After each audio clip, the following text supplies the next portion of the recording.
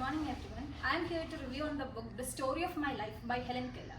So this book is an autobiography depicting her early life. Helen Keller was born in a small town in Tuscumbia, Alabama. But when she was about 19 months old, she was affected with an acute congestion of stomach and brain which left her both blind and deaf. So while reading, I was noticing that at some point of her life, she was very desperate that she was not able to communicate with people and family around her.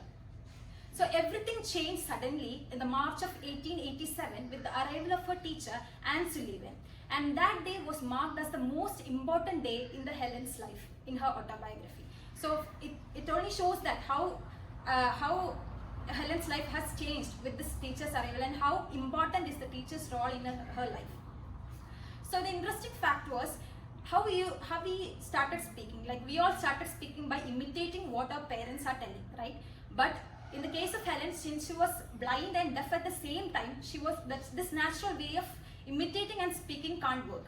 So her teacher introduced a new way wherein which she will write some words into the palms of Helen and she will give a materialistic thing. For example, the teacher wrote the word DOLL into Helen's hand and gave her a doll so that she can feel what is it.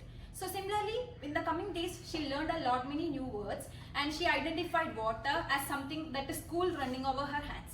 So later on, she was not satisfied with this particular way of teaching and the teacher introduced a new way called Tadoma, wherein which whenever the teacher made a sound, Helen used her fingers to position the movement of the lips, tongue and throat of the teacher and then study words.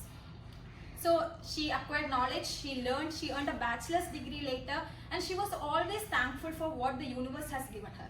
And one day the teacher was explaining the concept of love towards Helen. So the teacher pointing to her heart said love is here, but Helen was not satisfied with the answer. And then there was a beautiful explanation from the teacher which I felt very interesting and it was like this.